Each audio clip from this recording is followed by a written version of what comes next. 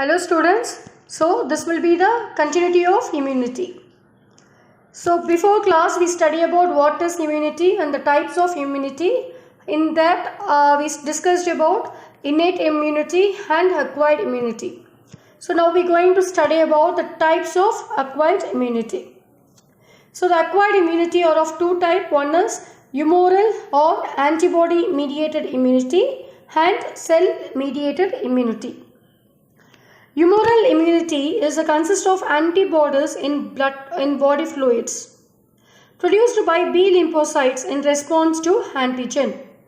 Collectively, antibodies called immunoglobulins. So, antibodies we called as a immunoglobulin, where immuno and globulin is a protein. Okay. A types of immunoglobulin: IgA, IgD, IgE, and IgM. First, we know what is antigen. Antigens are substances that stimulate the immune system to produce antibodies. Each antigen has a distinct surface feature or epitope. Thus, there is a resultant effect of a specific response. Antigen could be anything like a pathogen or bacteria or fungi or even virus. So, they cause diseases or allergic reaction. So, antigen is otherwise called as what? Foreign particles.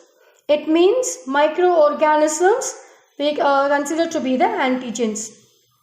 The most of the antigen, which is most of the favorite antigens, will be like bacteria and virus. Okay. What is antibody? An antibody is immunoglobulin. It is a Y-shaped molecule which is basically a protein that is produced by B cells of the immune system.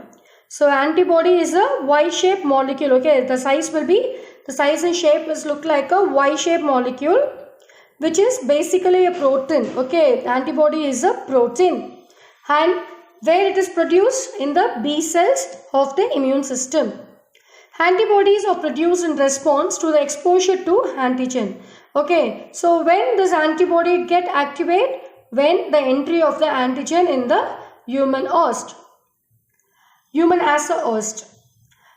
An antibody as a paratope that can recognize the epitope that is present on the surface of the antigen. Both the antigen and the antibody act like a lock and key mechanisms. With the help of this binding, the antigens are eliminated from the body. This occurs either through direct neutralization or with the help of tagging of other arms of the immune system. So there are 5 kinds of antibodies such as immunoglobulin M, G, E, D and A. So an antibody is a serum protein that is generally found in blood. So antibody structure, it has 4 polypeptide chain held together in the form of Y. So why it looks like a Y shape? Because it has a 4 polypeptide chain. So tips of upper 2 arms bind to antigen and form antigen to antibody complex, and 2 chains are long and 2 are short. Okay, so the long chain we consider as a heavy chain and a short chain, so that will be like H2L2. Okay, the short chain we consider as a light chain. So heavy and light.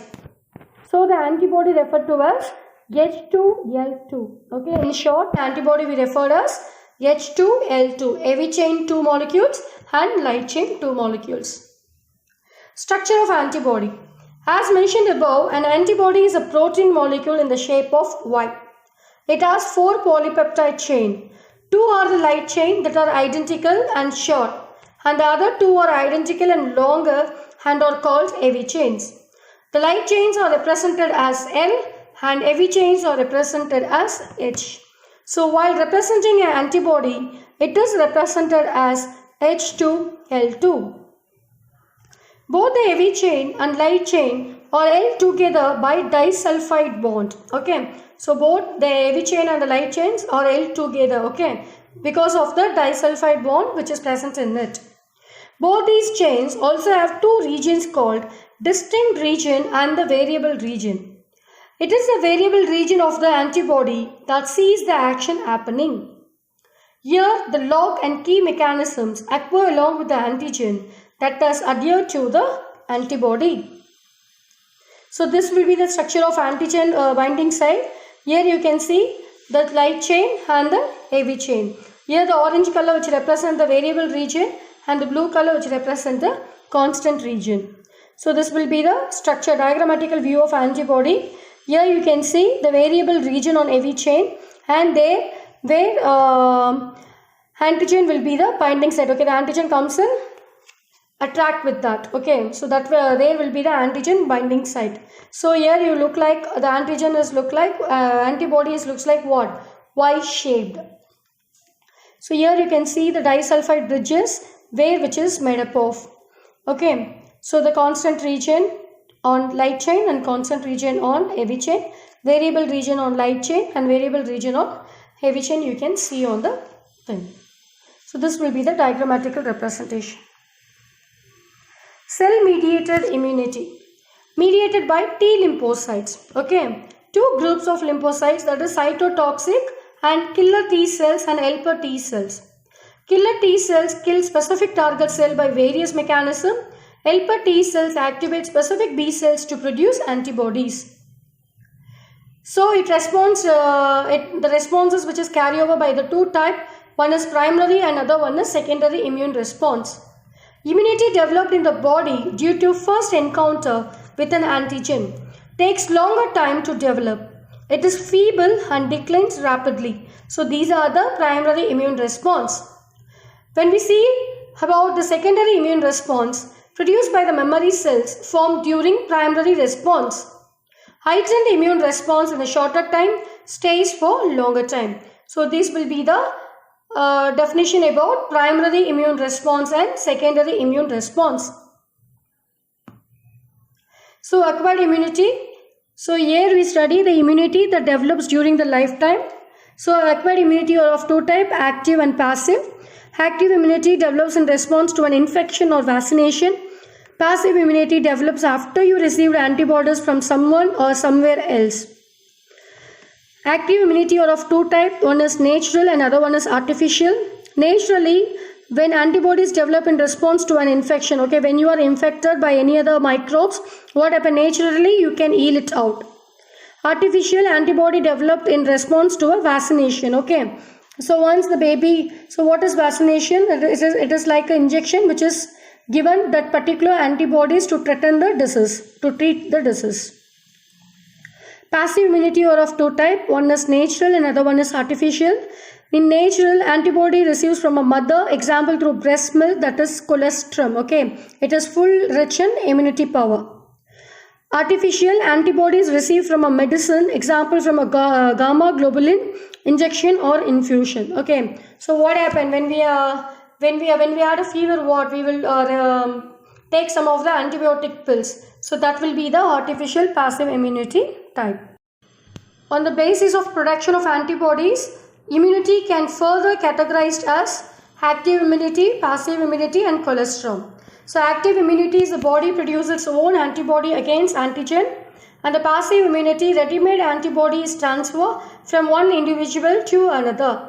Colostrum, it contains the antibodies. Immunoglobulin A is an example of passive immunity provided by the mother to a child during breastfeeding.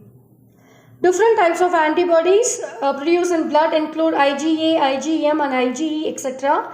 They are called humoral immune response due to presence in the blood. Strategies of resistance.